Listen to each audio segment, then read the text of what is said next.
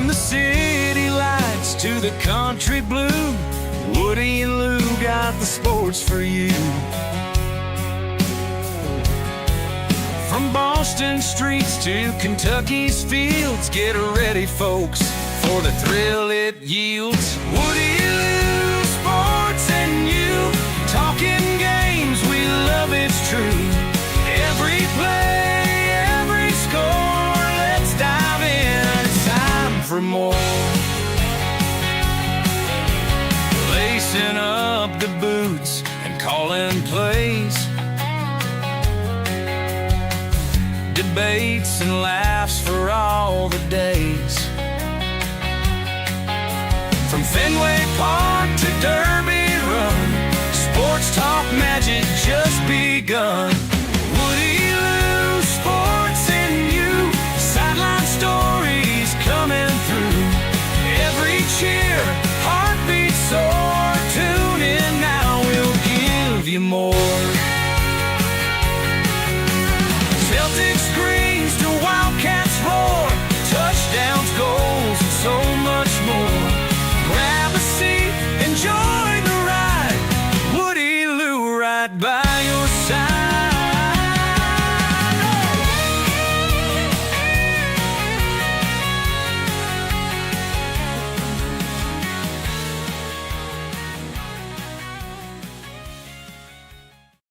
The views expressed by the hosts are their own and do not necessarily reflect the official policy or position of the Department of Defense, the U.S. government, or any of its agencies.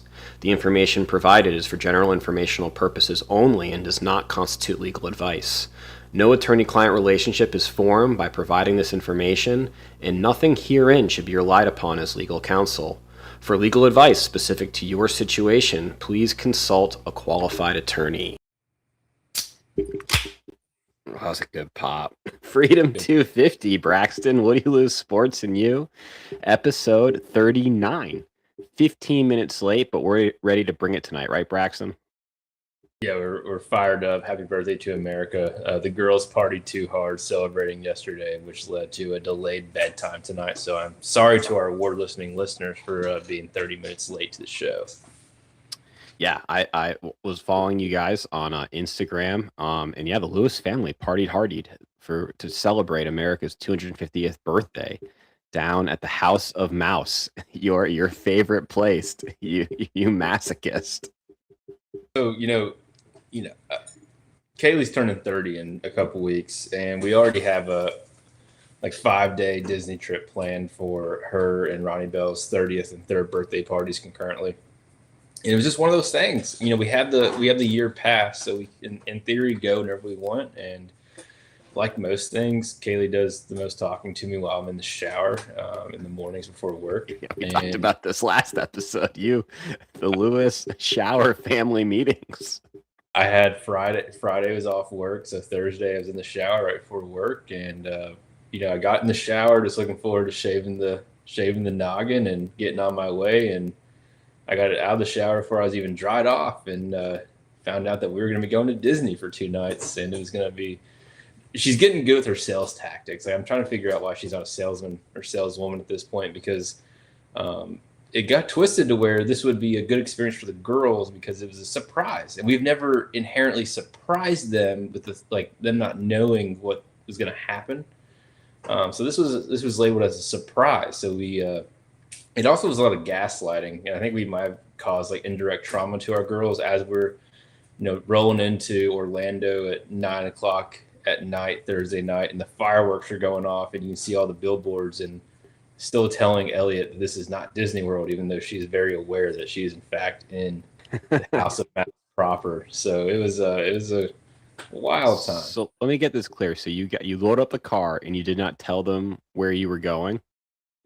No, for the first 30 minutes, that was a big deal because Elliot knows our main routes around town. And she was very confused on where we were going. I think she kind of accepted. She thought she had an idea, but they ended up taking naps for most of it, so it kind of worked out. It was a surprise, and they were pretty excited about it. It was a surprise for me too, because typically people know before, at least a day before they go to Disney World. I find out morning of that we spend the night. Okay. on the mouse's dime. So it was but you know, it's becoming a problem, Dan. I don't know if we've talked about it on the show, but in private about how poor I am at giving gifts. I'm really bad at it, and Kaylee's Okay. really good. And I told Kaylee, I was like, you know, we've gone to Disney like twice in the last 3 weeks, and we're going again in 2 weeks. Like every trip we take is terribly cutting into your birthday present potential. It's like every trip is just chewing away. So I made it clear, like part of the fine print. I was like, this is all counting towards a birthday celebration month. Yes. So hopefully I get credit for that. I think you should. I hope you do. Yeah. How is House of Mouse for the 4th of July? You know, not a political podcast. I thought it was really cool how patriotic it was. Good. If you have preconceived notion of like the Disney, you know, Mhm. empire, if you will, Mhm. you might have a certain opinion, but it was super patriotic. It was really cool seeing, you know, there's clearly a lot of foreign folks who come to Disney World, like obviously people not from America who were visiting Disney World were also bought into the America 250, just 4th of July in general. It was really cool being at Magic Kingdom on the 4th of July, and they did an Air Force flyover Oh, that's over cool. the castle. That was sick. Whole thing was pretty neat. Same complaints. You know, I walk away from Disney every time I go with the same complaints, and I just get more mad every time. But all in all, it was a good experience. Now having an experience like 4th of July, Christmas, it was pretty good. Yeah, that's awesome. And girls had a good time. I obviously had a good time. Didn't want to go to bed tonight. It's late. Yeah, they had a good time. I think we were at Magic Kingdom for 30 minutes before they had their first dresses purchased. But you know, we're packing. Like if I could pan the camera, you can see I'm surrounded by boxes packed. Most of their dresses are packed, so you know we got to buy some to give them some. So we had to replenish their on-hand stock by procuring dresses. And nothing's easy with my beautiful angels. You know, I walked up and I was rang up for an Isabella and Ariel dress, and at the final minute, Ronnie Bell wanted to do a swap from Ariel to Tiana. Oh, quick. And Audible. The older lady checking us out didn't think it was as magical as maybe sweet Ronnie Bell did, that we were doing a last second change, but it all worked out. Yeah, I guess the charm of a precious 2-year-old gets lost on those cashiers when they see precious 2-year-olds probably every 2 to 5 minutes. I think the charm might there's not enough pixie dust to go around for those ladies to power through, but you know, and you know what's cool about Disney, Dan, is I saw me and Elliot were in line to ride Tiana's ride, and it's like a big drop off with water, and we saw a private. It was like a Disney person was escorting a family, like obviously they were prominent, and they were Middle Eastern. I'm going to assume oil types, just oozing money. But what I thought about in that moment was, no matter how rich you are, or if you've saved for 10 years to go on this trip, when you get in there, we're all amongst them. We're all in the same fight, which also I think is a really cool melting pot of folks. And I, you know, hopefully when people go to Disney World, if you're listening, take my advice and don't be the family that sits in a line for 40 minutes on your phone. I cannot stand the folks who just sit on their phone for the whole line. They ride the ride, and as soon as they get off the ride, they're just back on their phone. That makes me angry. So the phone should be banned in Disney World. I think they have the pay phone set up by the restrooms already. It should be like Augusta. You gotta get your phone up. Yeah.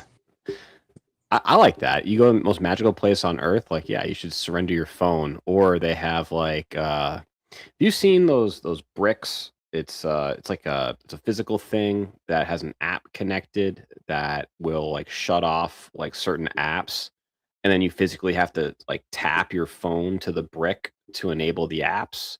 So like people use it when they go to bed. If you have like an upstairs, downstairs, they'll leave the brick downstairs. So it's like it's a pain to have to go tap it, so they're not like doom scrolling before bed. I feel like Disney could afford it. Just have some massive like dome that's a brick. Yeah, Turns off everyone's phone except for like 911. Instead of just complaining about everything, I will say that it was a magical trip. Every trip with them is magical, and we did have real life magic happen whenever, and it's just so funny.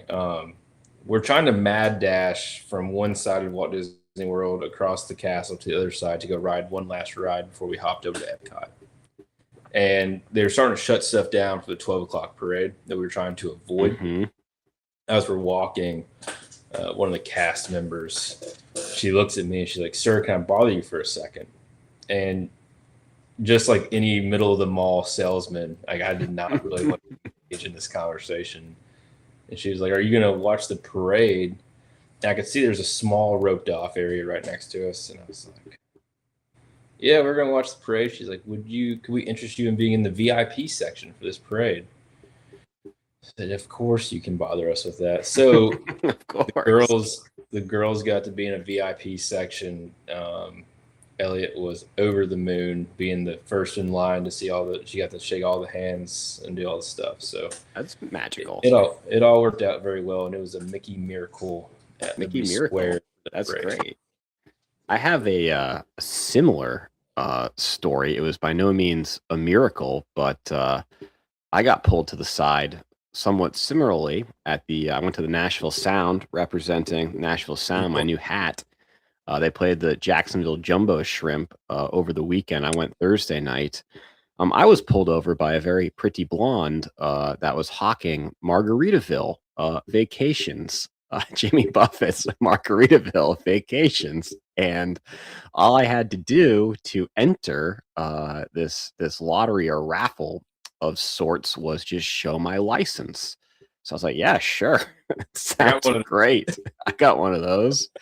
I don't know what information they took down, but they did it very quickly. Must have scanned it or something with their iPads. So I apologize to my mother and father they will probably get Margaritaville junk mail to the end of eternity because my license is still my home of record address. I love the hat. I'm glad that you're embracing, because there's people that go to these sporting events like don't buy merch, and maybe they want to call it being fiscally responsible. I think it's just ignorant. Like if I go to an event, I have to buy merch, and maybe that's just a neat problem. But if you're on a minor league game, like buy the hat. Just buy it. You don't have to buy a T-shirt. Just buy a hat. So I love the hat. I think it's a great move. Speaking of like minor league affiliate things, I'll tell you this one story. I took Kaylee infamously on our first trip without Elliot. The Bats, the Louisville Bats, or the Chattanooga Lookouts? Are you retelling this story? Well, there's a part of the story. Oh, okay. This is a third edition of what, the Lookouts or the Bats? I can't remember. The Lookouts. There's a layer to this. Okay. First overnight trip without the kid. Take her to Chattanooga to watch Elodie La Cruz play. She's welcome. But concurrently at the game, they had this just beater Pontiac. I'm talking just a beat the off smithereens Pontiac. And all you had to do it was free. It was a free raffle. You just had to write it down, and it was a free blind draw. And the winner of whoever gets pulled gets this Pontiac, gets to drive off with this Pontiac. And I was so convinced that the stars were aligned for me to win that Pontiac that we were already like planning how we were going to make the drive back in two separate vehicles and getting it registered. But that's just the kind of cool stuff you get at minor league games. It's just the hope of something bigger. Well, you alluded to it when you're talking about the House of Mouse and how the global community has converged on the United States, and definitely not the minor leagues, but 2026 FIFA World Cup. Braxton, you wanted to talk FIFA World Cup. What do you got? I don't want to say I was a soccer hater, because I don't think I was a soccer hater. I think I enjoyed soccer, and there's plenty of stories Kaylee can share about how when we were coming to Fort Stewart, I was convinced I was going to get Orlando City FC season tickets. So I'm all in on soccer in theory. I don't ever watch it unless it's a random Saturday morning USA Network Premier League game. or the World Cup. Like I watched America play England back in 2022 when we were duck hunting. That was an awesome experience. Bartenders throwing sweet tea on the ground is awesome. But this one's different. I don't know if it's Pretty just funny. Yeah, it was actually funny. It's really funny. The team's exciting, and it's cool seeing them. America converge, and obviously with the 250, and it's in North America proper. It's really neat, and the scary part is like I'm not just watching the American games. I'm watching the other games. Like if you see me panned over like this, like I'm watching England and Mexico play. We decided to go again head to head with one of the most anticipated round of 16 games. Woody Lou Sports and you.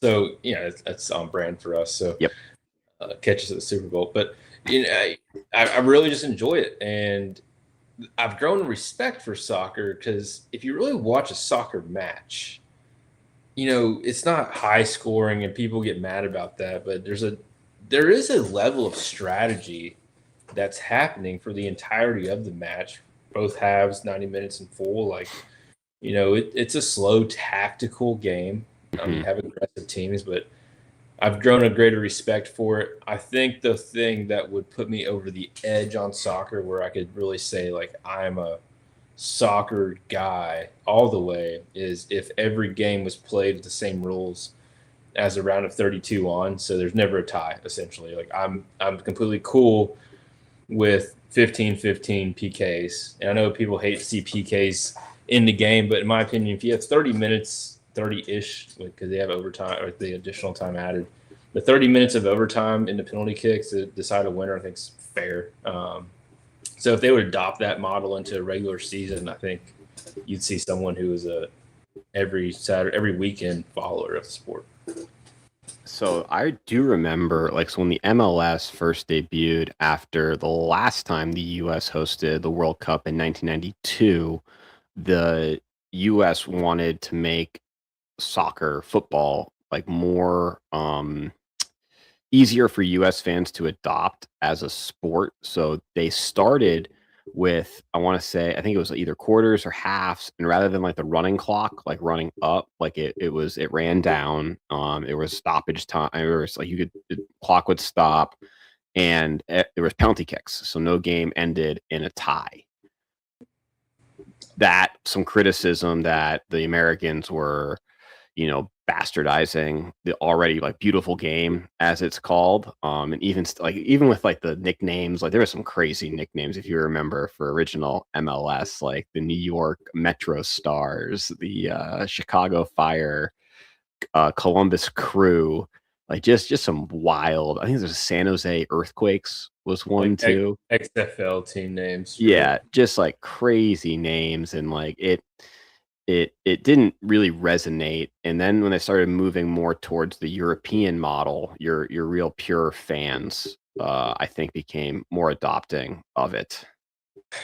And on paper, I'm the perfect candidate to become a soccer fan as an American, because as a Kentucky football fan, I am bred to lose most of the time, however, be completely capable of watching 98% of a game to lose in the final 2%, which could be soccer, losing 1-0, if you will. So I'm bred for this. I like it a lot. And, I texted you about Premier League teams and who we might follow. Yeah. We're going to get into that debate really quick, but I want to first hear your take on the red card that happened in the first U.S. knockout game, and how that has been reviewed and basically rescinded by FIFA's review rules committee.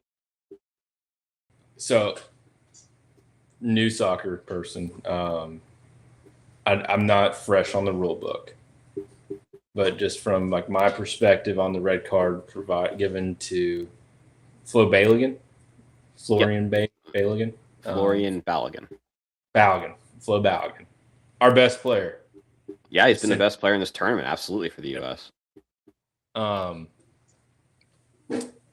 don't think the red card was needed, and I base this not off the rule book, but off things I'm watching. The refs are letting a lot of stuff play on. In that same match, Christian Pulisic he got horse collared. Yep. And that wasn't even a yellow card. So something as intentional as a horse collar keeping you from retrieving the ball on a break isn't a yellow card. I don't think that you aggressively going for the ball in air and then landing on an opponent's ankle meets the criteria of a red card. I've been listening to SiriusXM channel 157 FC, and to the favorites. Yeah, and the folks were talking on there, and they said, "Don't shoot the messenger." But in football, soccer, it's not necessarily intent's not a measurement in providing a card to a player. Mm-hmm. They said it's really an end state. So yeah, if you just look at the end state of that challenge for the ball, like he stepped all the way down this guy's ankle, and it could have been really, really, really bad. I think there's some like levels to that, especially with the VAR and how prevalent VAR is. Like I feel like cooler heads could prevail.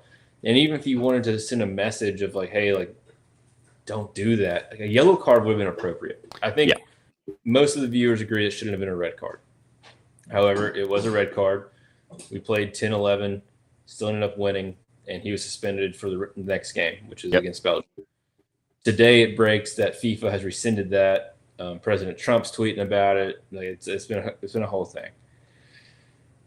I will say this: I don't love the decision to rescind his suspension and allow him to play. Mm-hmm. Do I think it's good for America? Yes. Do I think they need to play him and start him just business as usual? Yes. However, I think it takes a lot of things away from us as an American club that matters in our performance inherently. One, America loves to cling on to the idea that we're underdogs in everything, but the best at everything. So we were set up for a situation where this team knocked us out of the World Cup before. They beat us a couple months ago in a friendly 5-2. We have our best striker who scored multiple goals out of the game. Like that's set up for America to win. Yeah. And it'd be great. But it's also set up for us to lose and say, well, you took our best striker away. I don't know what you want from him.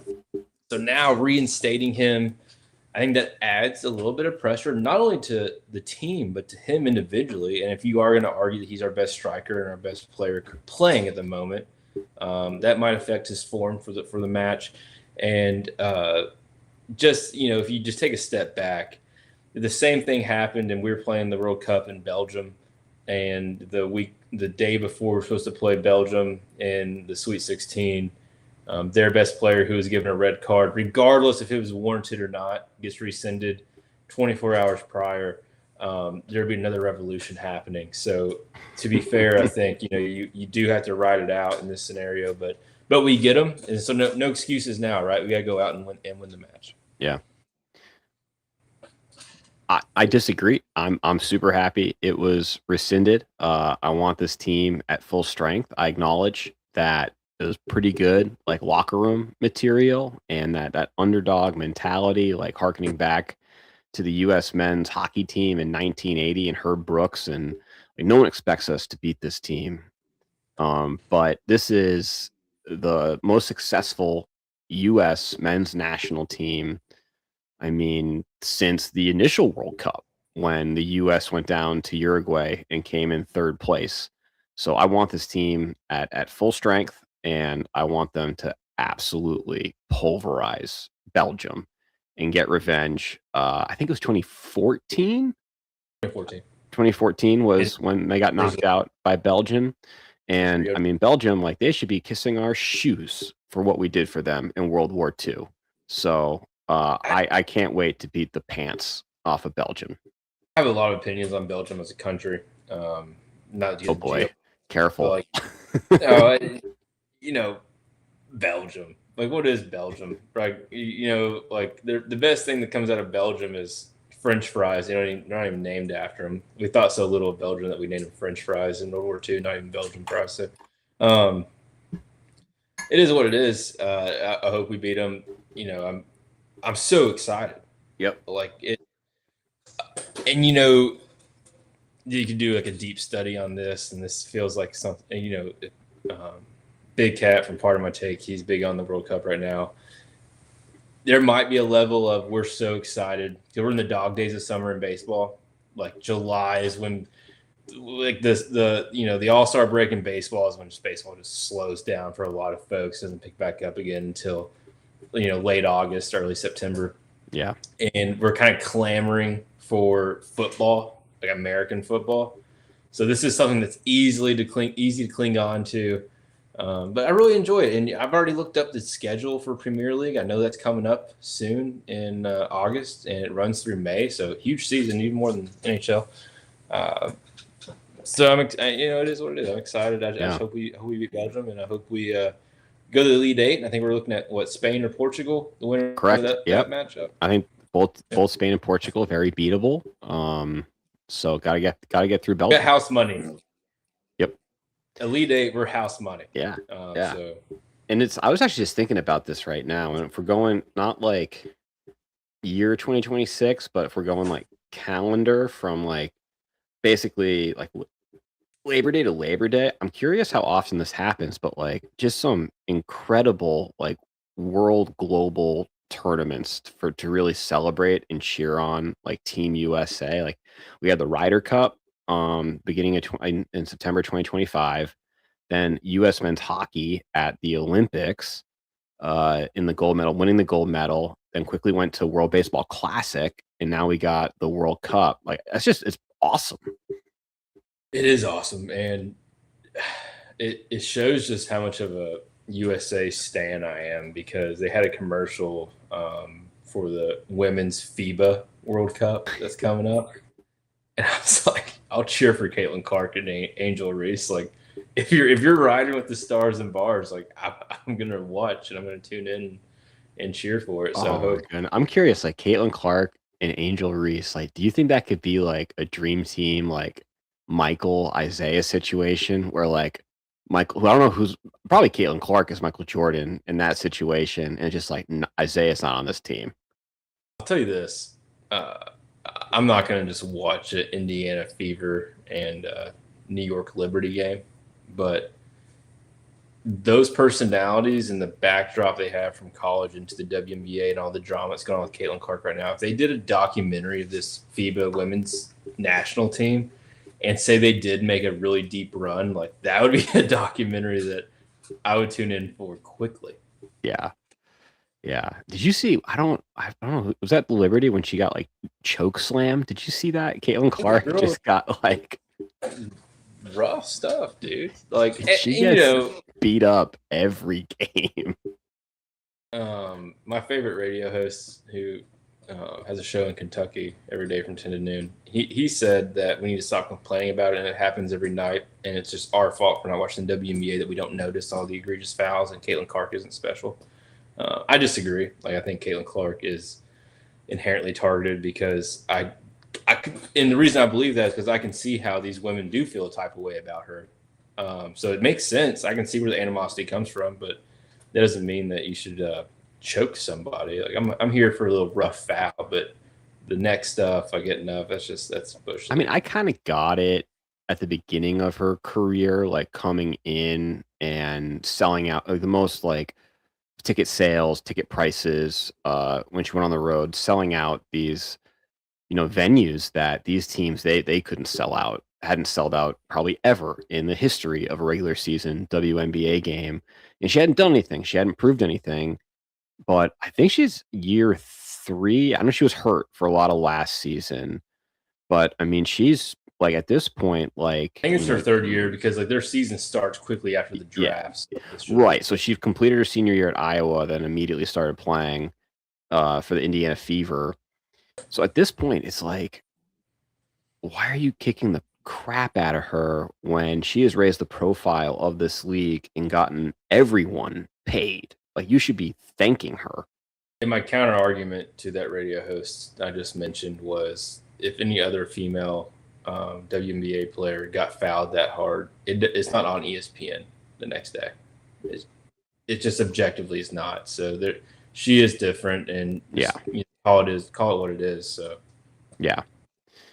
Is that what you wanted to discuss with that radio host that we're no longer saying his name? Apparently, you had mentioned in pre-production that you wanted to have some time, the floor, if you will, to talk about KSR. Yeah, I wanted to give him his flowers. He is a Transylvania alum who went to Duke Law School and was an attorney on the DC circuit.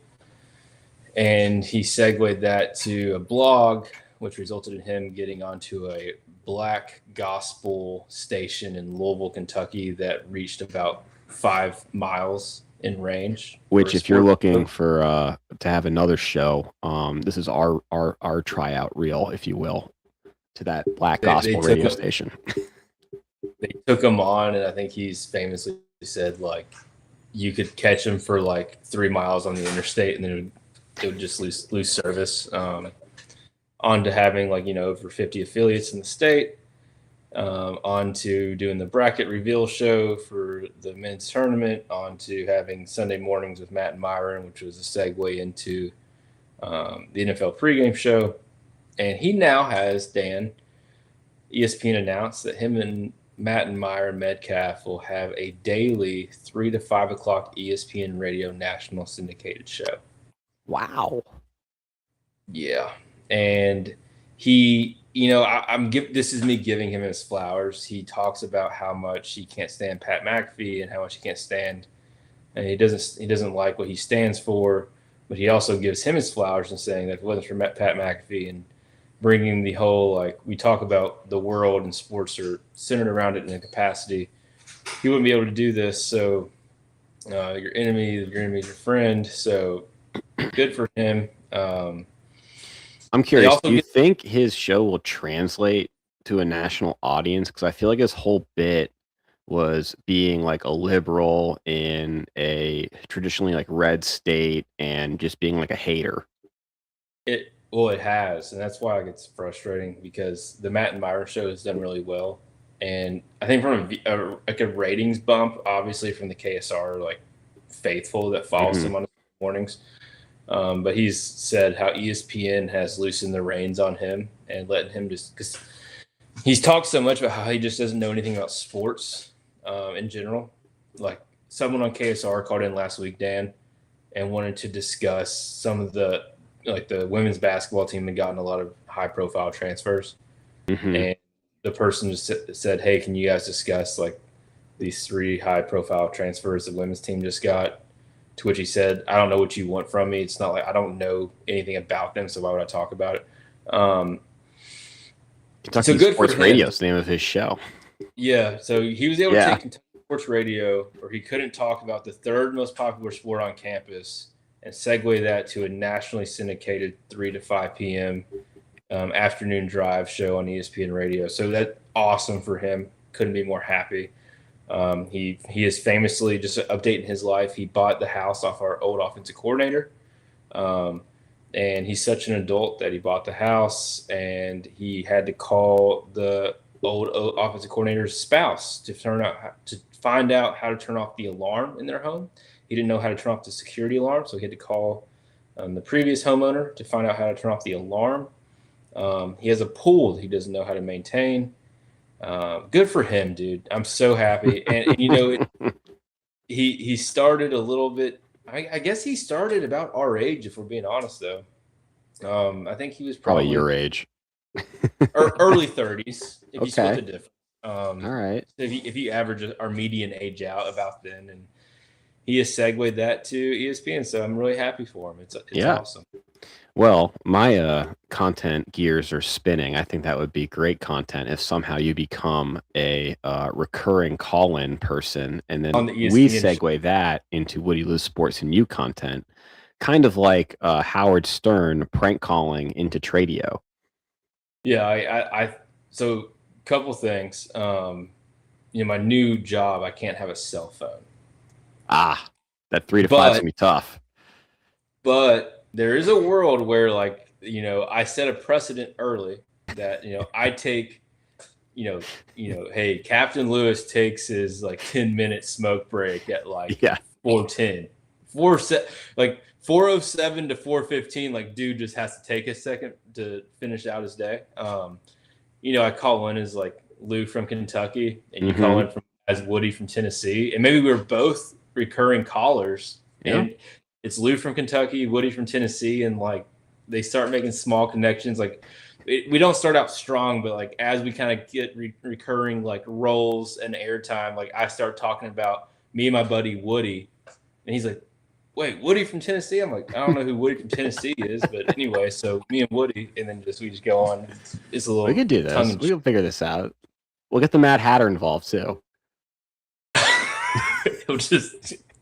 I don't think we want to give him an open mouthpiece to match. Like he obviously has it every day, but if he was encouraged to call, like he gets mad. I think that'd be great content. It would be good content, and then we're able to record the show so we can do recaps on our show of the call-ins, and then it's good for everybody. I think that's one way to take advantage of this boon for your sworn enemy. It's actually a platform for us if you think about it. We've been provided this platform. Exactly. When life gives you lemons, you got to make lemonade.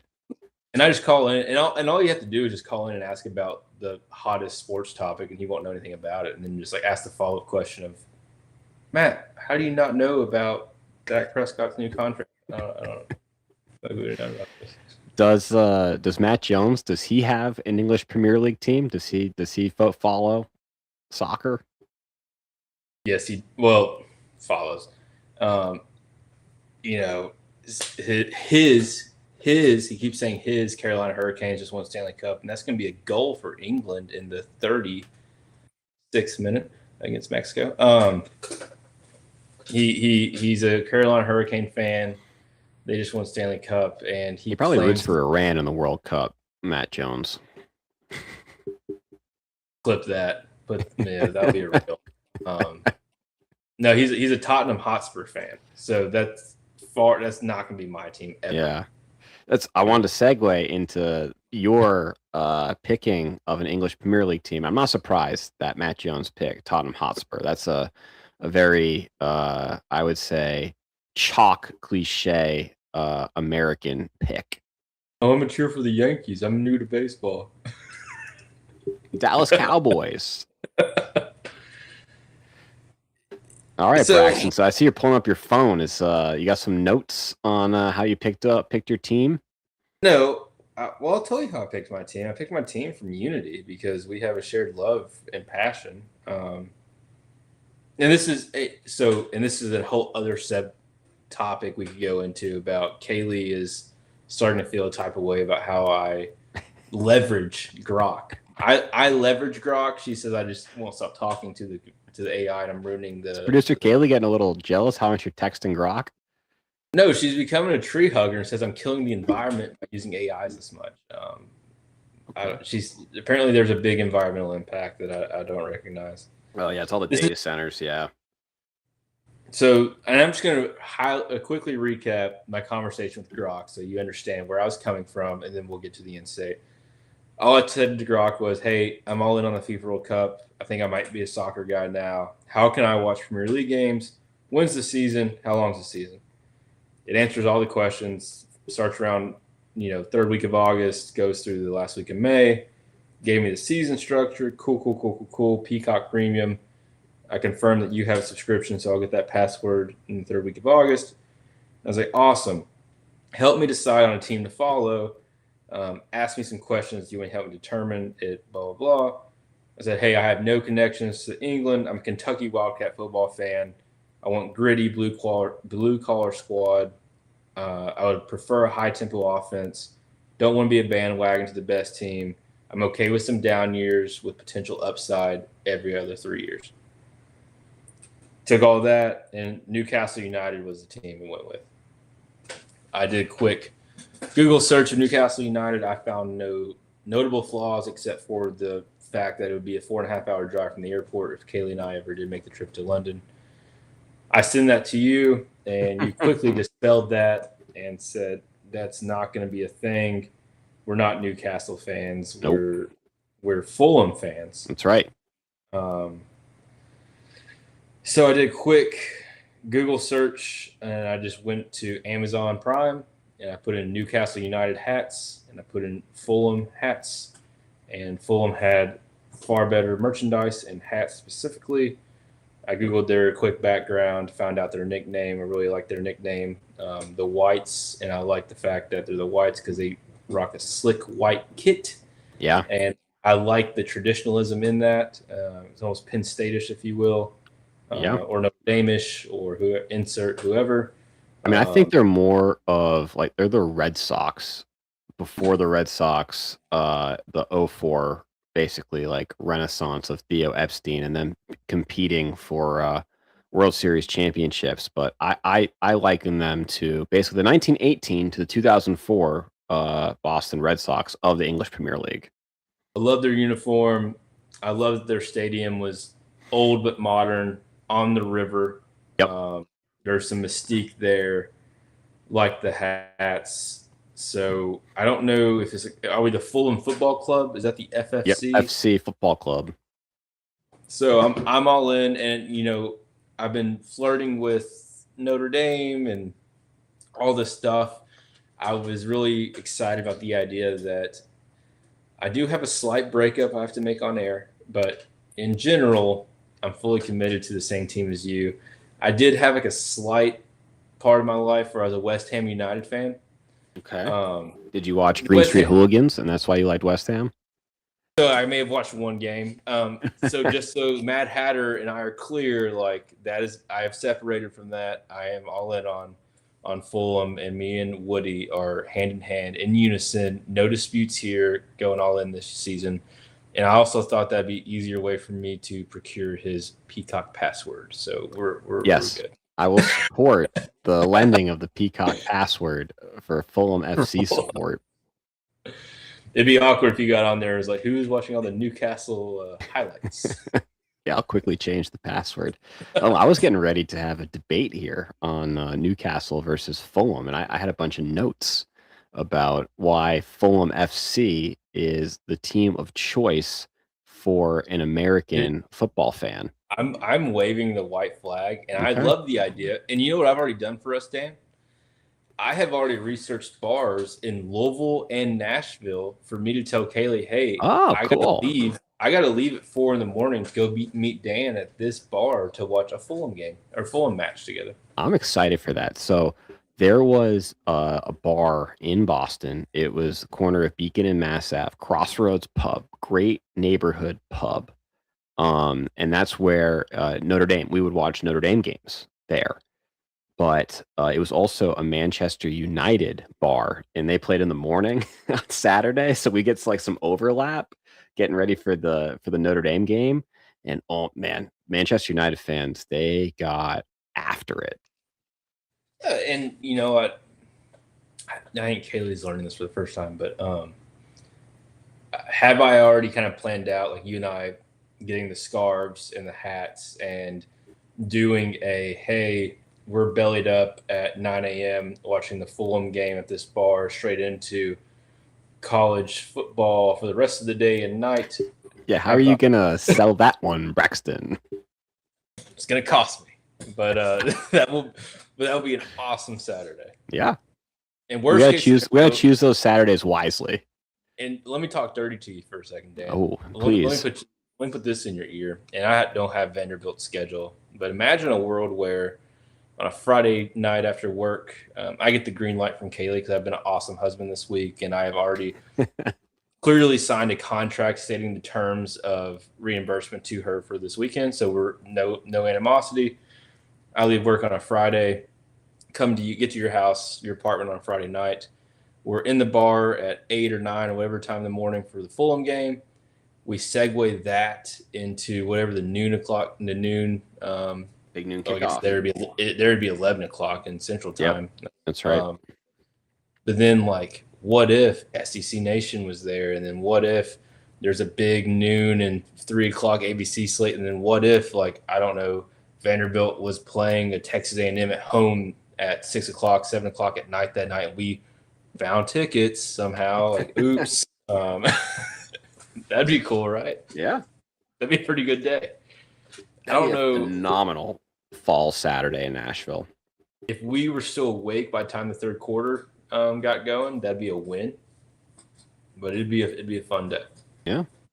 I'm gonna do some research probably after the show just to see what you got for Fulham bars in Nashville. I'm excited. It'll be a whole day. It was better than the Notre Dame bar out by the airport. That place stinks. Nothing by the airport's ever a problem. England has scored twice, one more time since the 36th minute. Mexico scored one. It scores 2-1 going into halftime. Where is it at the Azteca? Is Mexico getting like that real home field advantage? Can't hear it. Mexico's got a scoring opportunity right here. England blocks or clear the box. It's 2-1. At 36 minutes, England scored 1-0, and it's now 2-1 England, 44-54. As much as I don't want to root for England on July 4th weekend, Freedom 250 weekend, the fact that Mexico gets to play in the Azteca, I want England to beat the brakes off of Mexico. I disagree, Dan, and I'm going to tell you why. She asked me who I was cheering for. Me and her couldn't decide. I think I'm kind of... Who's her, Brock? Kaylee. Okay. She asked me who I was for, and like, I kind of want to Canada's out. Canada got knocked out by Morocco in the Sweet 16. So like, I like the idea of America or Mexico winning with it being in North America. Okay. All right. So you want one of the hosts to win? That makes sense. But here's the thing. Oh, they almost scored. You're mad about the Azteca. Like, it's America's fault we decided to play on the West Coast. We could have orchestrated an environment playing anywhere else. Like, they should have played DC or Philly. They should have played in DC or Philly. That's the obvious place. Eagles or where the Commanders play. That made the most sense. Why we chose Inglewood and San Clemente and Seattle. That's beyond me. That's our own fault. Arguably, Seattle is one of the most un-American cities currently. Yeah, we won't dive into that too deep, but I'm just gonna leave it there. The Philadelphia and DC would have been good choices because like transportation, it would have been easier for more people from the country. It would have been. I don't know. I like that better. Or even New York. Well, speaking of New York, I think it's a great segue into the wedding of probably the millennium that everyone's talking about and took a little bit of the shine away from Freedom 250 is the Taylor Swift-Travis Kelce Friday night wedding at Madison Square Garden. I know you got thoughts on this, Braxton. So I got on Facebook after a night at the Magic Kingdom and I saw they got married. I immediately texted you and Kaylee in the production chat and said, Taylor Swift's divorce album is going to be so awesome. Fast forward 18 hours, and there's the news report comes out that in their prenup, Travis has already put in the prenup that she cannot have a divorce album. And that sucks bad. The divorce album is what we were all looking forward to because, they're married for 60 years and they pass away happily ever after. That's cool. What about the divorce album in 8 years? Because Travis Kelce gets caught with someone who, worst case, I want it to be worst case scenario. So I'm just talking just like an unknown, just whatever craziness. And that divorce album coming out of that. And then to see all the Swifties transfer their hate to him. And then he's been retired for 6 years at this point. And now they hate, Arrowhead Stadium's on fire. Just the chaos that could ensue, or the idea of her performing her divorce album against Travis Kelce at Arrowhead. How lit would that be? There was a lot of opportunities missed by that prenup being signed in that fashion. So I'm really disappointed about that happening. Also, they had Adam Sandler officiate. Huge Adam Sandler guy. That just kind of showed me how big of a shtick this is. I'm just not sold. That's what I want to get into, and I don't root against Love like you, Braxton. The breakup album. That was not. Tell me that wouldn't be a great album. It would be a good album. It would be a good album, but it's not something I'm cheering for. But I am gonna weigh in on this. I didn't know it was going to be at Madison Square Garden. I'm sure people that were in the know knew forever that it was at Madison Square Garden, and there was 1,000 people. And like you said, like one of the biggest surprises coming out of it, Adam Sandler officiated. I know that Travis Kelce was in Happy Gilmore too, but like how I guess when you're megastars, like megastars just collide and have these weird, like tight relationships. But like how bizarre was that? No, okay, so this is what's weird for me, Dan, and I guess this is kind of a loaded like this might be like a straw man's argument, because I guess Taylor Swift's been famous since she was what Like 17, 16, 17. 16, 17, right? Travis Kelce's essentially been famous since he got drafted. I'm not going to play in Cincinnati since he's been drafted. He's been famous every time, and we've been doing this a lot because it happens every time we drive up I-95 North, and you see all the lottery signs. Like me and Kaylee play the game of, oh, we just won the 550 million Mega Millions. Mm-hmm. And when I'm going through the list of things I'm doing with this bukus of money that I've just procured, like my life, like some of my property and assets have changed, but like my lifestyle at its core has not. So, for example, if 29-year-old Braxton just won the Mega Millions or became rich and famous, right? If I already have this core of people or like whatever, and I had a core of people in college, like the same people I'm core with from like as an output of college are still my closest friends outside of work people I've met, people, you know what I'm saying? Like people I've met at work.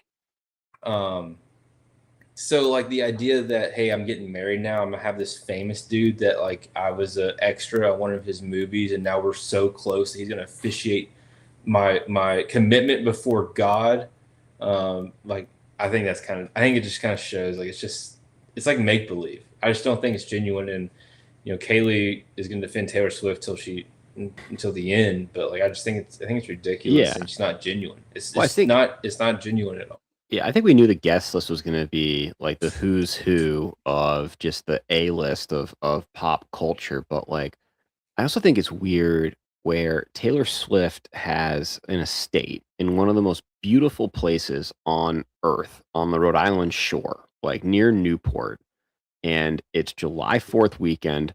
And maybe this was being considerate of like tourists and travel, but Local.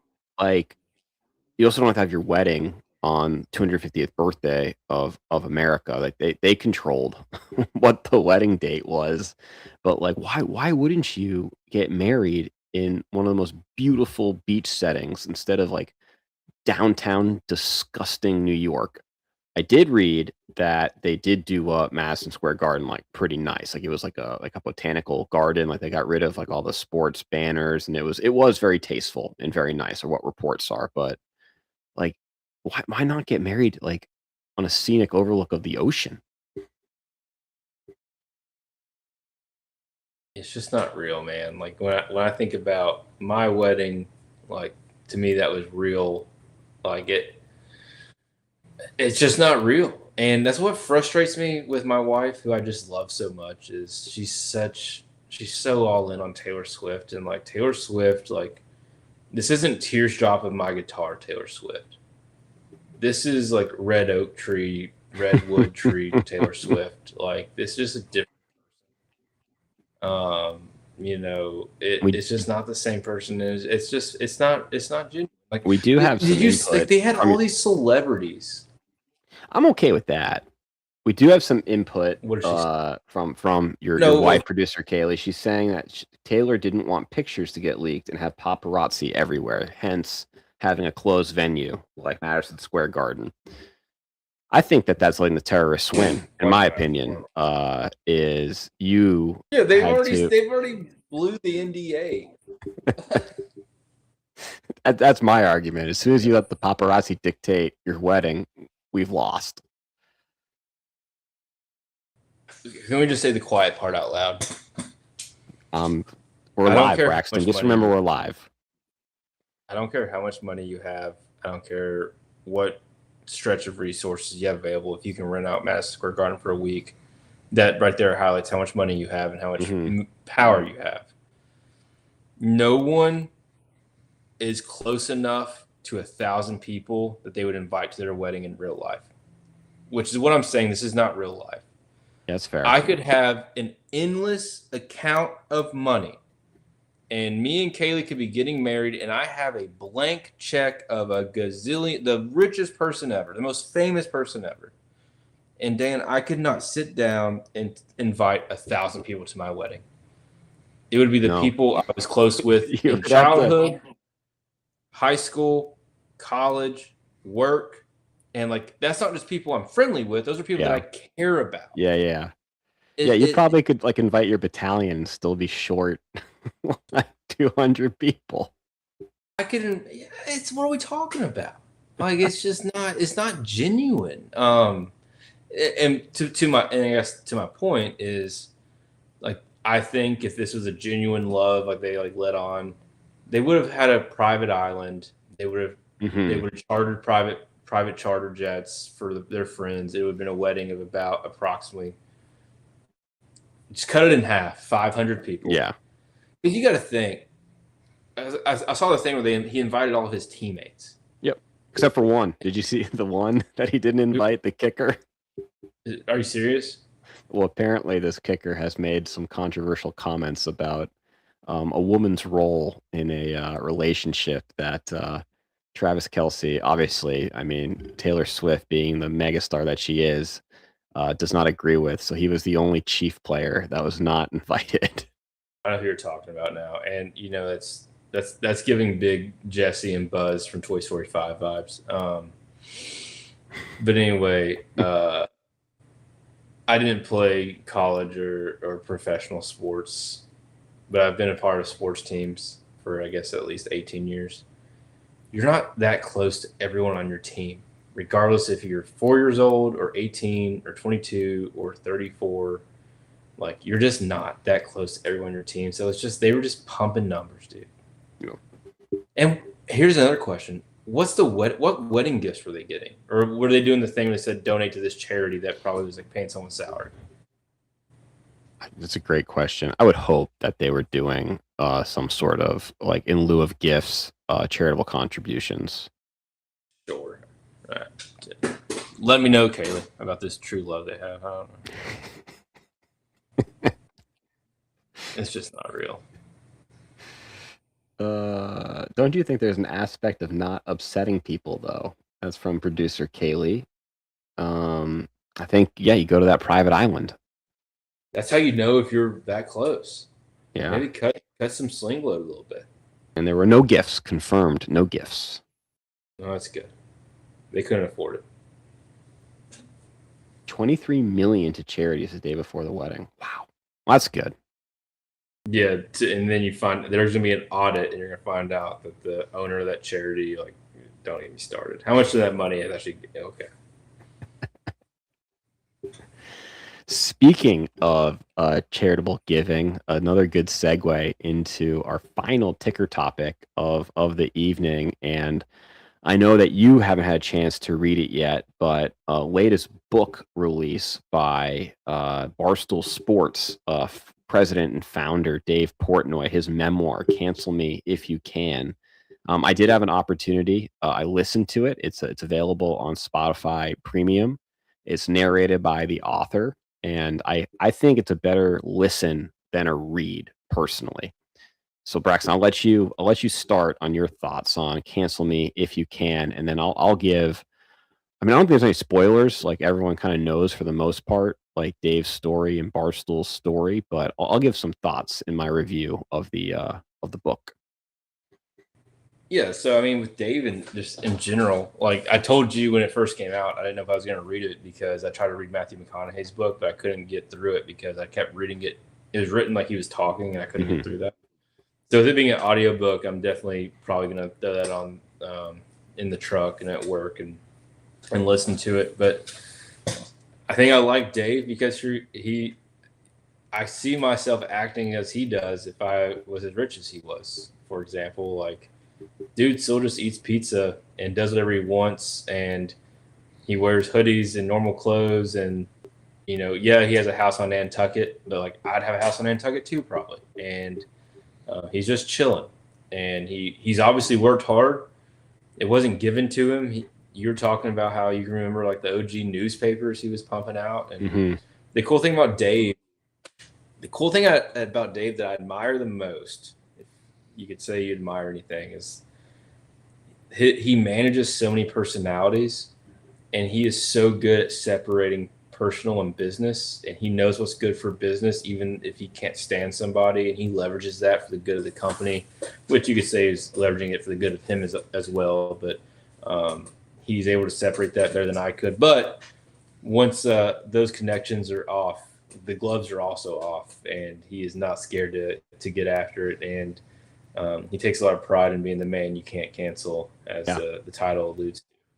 Yeah, and it was like nothing really new in the audiobook for the most part. Like if you followed Barstool, like listen to his podcast, like you know the story of him, starting a print newspaper that started as like gambling picks, and it was purely print, and he did everything. Like he wrote the articles, he got it printed, he delivered it. Once a week, and just like a really incredible story of him, taking out his savings, getting a loan from his father to start this business, and how he was just scraping by for almost the first like 10 years of the company. So I knew Barstool. Like I didn't. I mean, I was still kind of young when it first released as a newspaper, but I do remember like the covers of these like very beautiful women at the local like tea stations. And then when it became a blog was when I was in college, and remember, going on the blog, like super funny articles, had the smoke shows of the day. It was always fun when you knew someone or someone knew someone that was a smoke show of the day. And then going through the history of when he actually started to make money, and that was when they started doing like music, like concert promotion. So there's like the Back to Stool, Barstool Blackout tour. um and I never went, but I was in college at the time, and I knew people that went to these events. And I mean, Barstool was massive in Boston, and it still is. So it was kind of nostalgic, reading through and like going back through the history of Barstool Sports. And I think what is so impressive about Dave Portnoy and why he's never been canceled is because he has always been so brutally honest, with his fans and his readers. And whenever these like, hit pieces come out, like he has the receipts, and he's never hidden from anything. And he's been an open book. And I mean, he does acknowledge like, when he's made a bad joke, and when he's done something stupid, as far as, that famous quote of the size 6 skinny jeans. Like he owns up to that. He's like, I thought it was funny at the time. Clearly wasn't funny. When he drops in N-bomb rapping to the lyrics of a song, he's like, yeah, that was pretty stupid. Um, so it's listening to it was, yeah, it's like a long form podcast. But I do think what the most interesting part of it was that I remember when this happened, because I was consuming a lot of Barstool content during COVID, because that was really one of the only things that was going on when there wasn't, live sports. And it was funny. But the whole Call Her Daddy saga, I don't know how much you're familiar with Call Her Daddy, Braxton. Yeah, yeah. Well, I'll let you finish, but yes, during COVID, I too was also very, and this is a big attention grabber as well. This whole saga.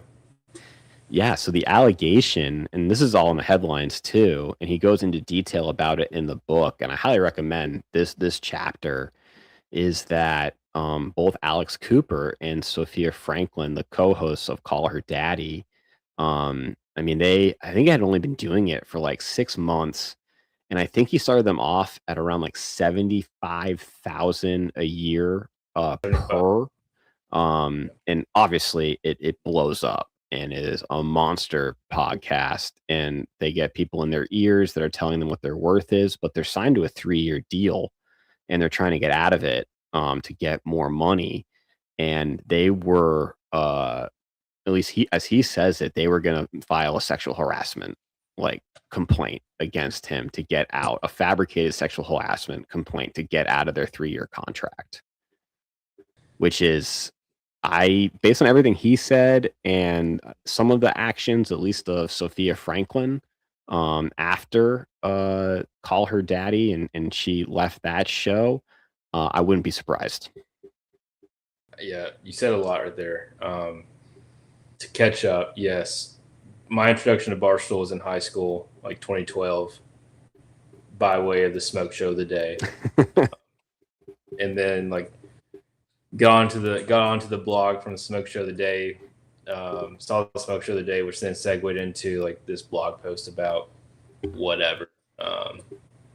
And then, for me, and I don't know if he hit on this book, I feel like half his book should be just him praising Big Cat and PFT, because the part of my take, just enterprise that it is, like just as an outsider, like to me, part of my take is 50%, if not 75%, of the coreness of what Barstool is today. Like if Busting with the Boys can come and go, Call Her Daddy can come and go. Like I truly think part of my take is like the bedrock of what they need to maintain. Well, whatever. I think that also really highlights, obviously, the respect he has for Big Cat, that he let him go to Chicago, and I think that's probably part of him staying, was him allowing him to open the Chicago office, XYZ. Anyway, the Sophia thing, that was huge in 2020, and I remember that all coming down. Like I remember, because in this, back to Big Cat, and maybe why I view Big Cat in this like space is, I came back to Barstool in COVID because of Big Cat doing the Coach Doug playing NCAA 14. Yeah. Dude, me and Kaylee we had an alarm. We were still dating. Were we dating?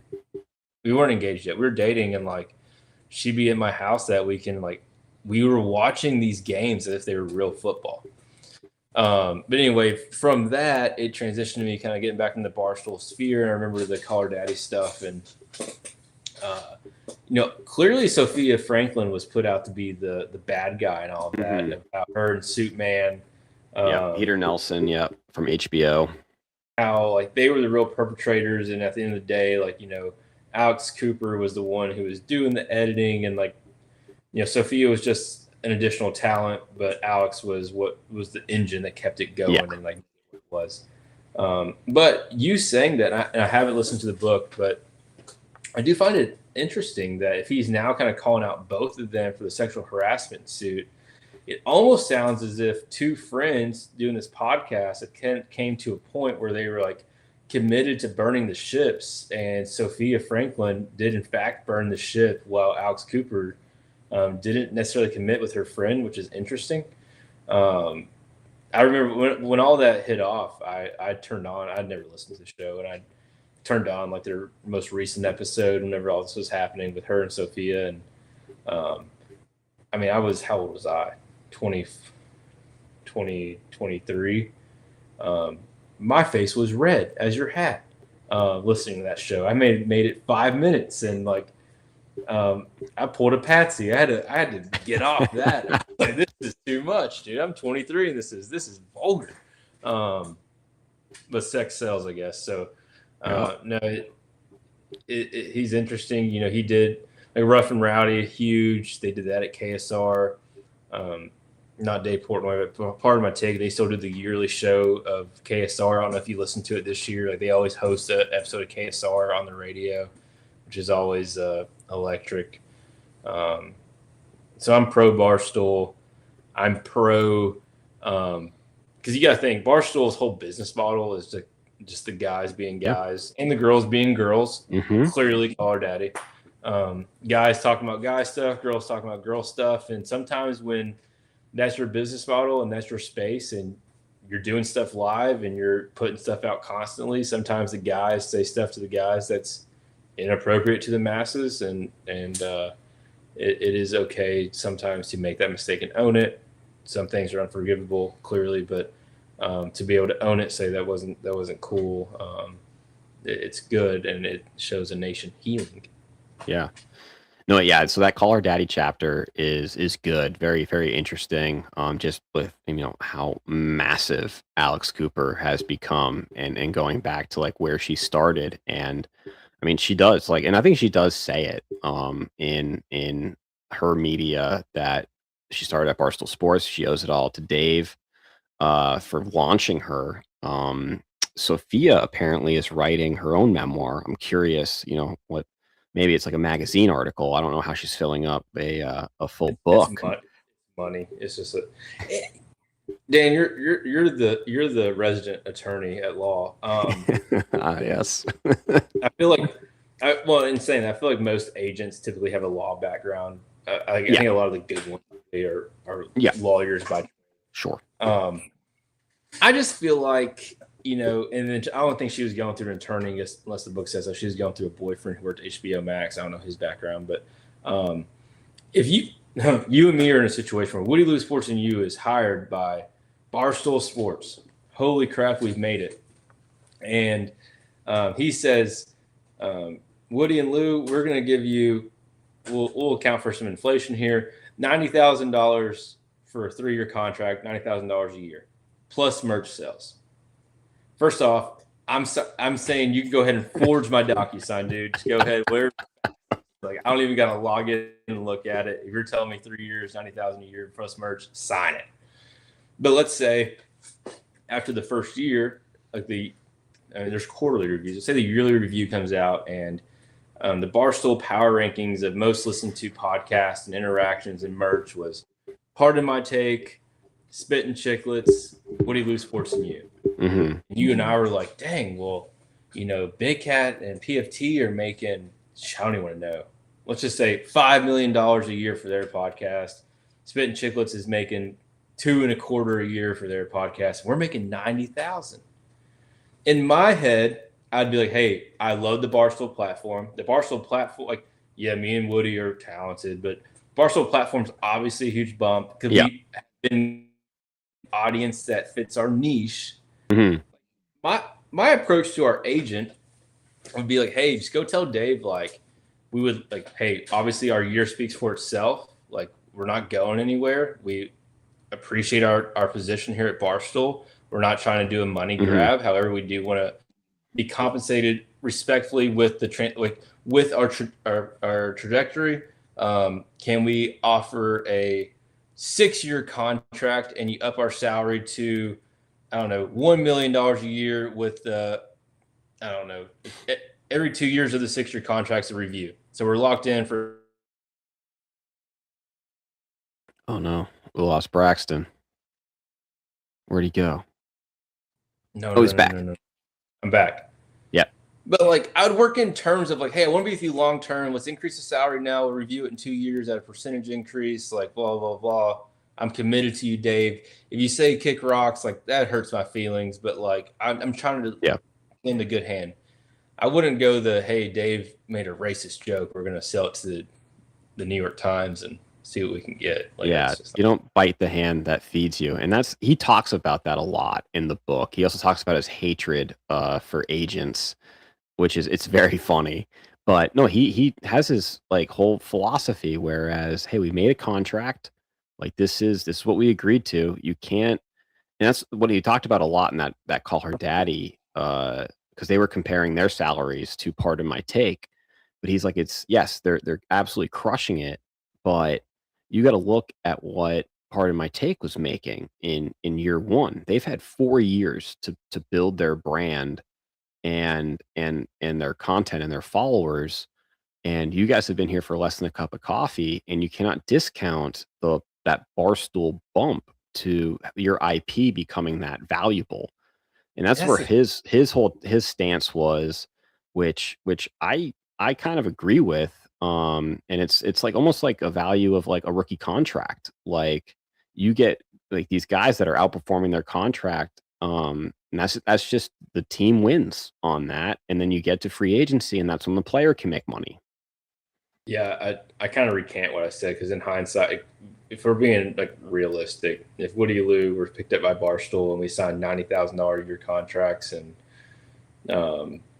obviously that's less than we're making now in our current jobs, but my job was $90,000 a year to do this, and even in a higher scale, even with my 3 kids and trying to pay for New York or Chicago, whatever living expenses, I'd figure it out. all I would need from Dave is like a quarterly or yearly or biannual review of just like, hey, you guys are crushing it. Like, trust me, it's all going to pay off.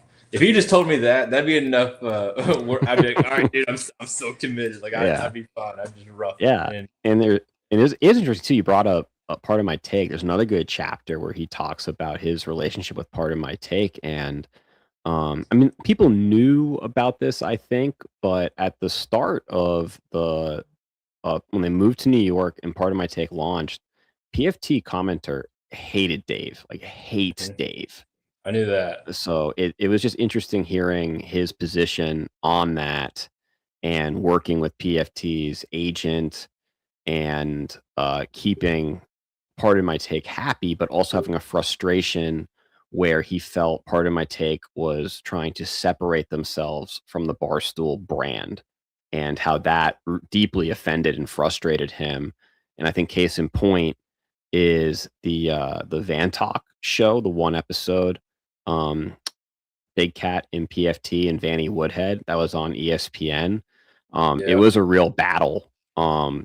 They were so excited about it, like they were going to be on ESPN. But Dave demanded that it be Barstool Van Talk. Like they just wanted to be like PMT Van Talk with no affiliation to Barstool. And Dave was like, absolutely not. If we're going to be on ESPN, there will be Barstool. When they got canceled, did that drive a bigger gap in between PFT and his relationship, or did it bridge it? I think it bridged it. I think that's what Dave said in the chapter, is that it basically, Part of My Take was getting ready to go off and do their own thing. And when they got canceled from ESPN, that kind of made like the enemy is my friend. So just a shared hatred of ESPN. Yeah, and like Dave's still there for you. Mm-hmm. And you know, in PFT, like if you just listen to the on-air personality, like PFT, like you wouldn't think he has anyone who he doesn't like he gets along with everybody. Which also, you're talking about agents and like the Caller Daddy girls. Like, I'm interested when you're at that level and that echelon, because you know you have an agent in your ear who wants you to like separate the friendship because it is a business. So like, what's your agent telling you that might be driving separation there that's not organic? Mm-hmm. It's just like agent being selfish. Like, so whenever you and I do hire an agent, I think the best case scenario for us is if we're going in it together, we have a shared agent, because Woody and Lou's his own internal brand under the umbrella. And we tell the agent that we currently have 3 viewers. So Braxton talking agents. Let's take that down a little bit. Well, when this gets clipped on our documentary of the come up, that's gonna be really cool. So hey, feature me. Which it gets to my next question. I think a good closeout for the show. What would you title your memoir? Oh, that's a great question. Yeah. My memoir. Like, how old am I writing it? That matters, to be honest. How old? Let's say, so Dave's turning 50 this year. When you're 50. Am I as successful as Dave? I don't know. You can do whatever you think's most realistic. Lewis Legacy. Lewis Legacy. Okay. Written and inspired by Lou. Written and inspired by Lou, not Braxton or Chris. Well, I want the L's to be a theme there. All right. Little what's that called? Alliteration. Yeah, what would yours be? So I've actually thought about this and have a running joke with one of my good friends, Ricky. It's Woody. What a roller coaster ride. The highs are so high and the lows are so low. That'd be a heck of a title page. A lot of words in that title page. Yeah. Are you worried about the amount of words in the title page? It'll be a graphic of a roller coaster. It'll be good. Oh, okay. Is the words are going with the roller coaster? Yeah. Okay, I see what you're saying. All right, that'd be good. I would read your memoir. I can't wait to read my memoir from my beach house on Isle of Palms. Yeah. It'd be nice. While you're selling cars. I can't You wait. can give a free copy of your memoir to each BMW you sell. Yeah, whenever you download my digital business card, you get a free copy. Yeah, free chapter. No, we're not giving away the whole book. You get the prelude, the Yep. preface. There you can check it Poland out. will be a good chapter in my memoir.